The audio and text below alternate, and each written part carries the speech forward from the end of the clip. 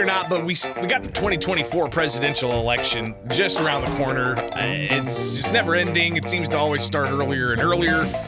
But we'll talk about who you want to see run for president a little bit later on. But one thing that Governor J.B. Pritzker has been doing is, well, he's been making the media rounds and downplaying any inkling that he's going to seek the Democratic nomination for president. So we'll hear some of the comments that the governor made on CBS yesterday about that later on. But I wanted to touch briefly on something else he was asked on national TV, a Sunday talking head show where they have all these experts and all these elected officials in to discuss the issues of the day. And on CBS, Governor J.B. Pritzker made an appearance and was asked about something that's not related to a potential bid for the White House or even about possibly keeping open to be a Secretary of State candidate in the Biden administration if he was to get a second term in 2024. Again, we'll talk about that a little bit later on.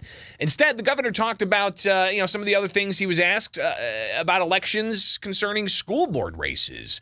So here's the host and the governor addressing what the governor's office apparently told CBS that the governor's focusing on is school board races. Here's a little bit of that exchange. Is parents' rights really something you think Democrats need to be concerned about on a national scale? Well, what Republicans are trying to do is, of course, ban books in libraries. They're trying to keep our schools from teaching Black history.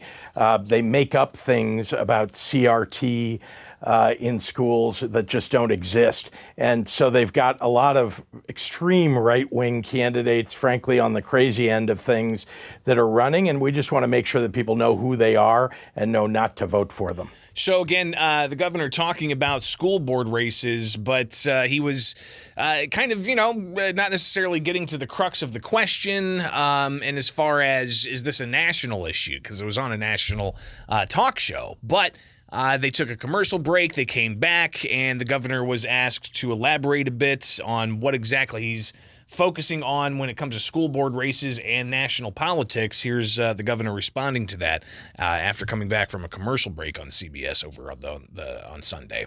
Well, you asked me about school boards, and I'm telling you, we've got people running at the local level who believe that. But of course, the Republicans are carrying this as a national message. And honestly, it's something that's offensive to most Americans, this idea of banning Black history. It's important for people to understand the history of slavery in the United States, and our entire U.S. history, warts and all. Okay. In Florida, where I think you're gesturing to, they are not banning Black history. It was specifically that AP college course. That's what you're referring to there, that version of it? Well, when they're trying to dive in and take over an AP history exam and edit it and edit out parts that they don't like, that's banning history. That's what they're doing in Florida. That's what Ron DeSantis is doing. Okay, a potential 2024 candidate. I want to ask you. So again, the governor has talked about this in the past, but not on a national stage as he did with CBS on Sunday. And we'll have to reach out to some of these groups that he's been butting heads with in social media space, like Awake Illinois. So maybe we reach out to Shannon Adcock to talk to her about how these various school board candidates feel about banning books, as the governor alleges, or, getting rid of Black history, as the governor alleges. Are these going to be the talking points that Democrats are going to use, not just in school board races, but also in future elections? We shall see. It'll be interesting. All right, it is Springfield's Morning News. I'm Greg Bishop on 92.7 WMAY, Springfield's News and Talk. You can always call in live and local at 217-629-7970. Good morning. You're on WMAY. Yeah, this governor is such an idiot.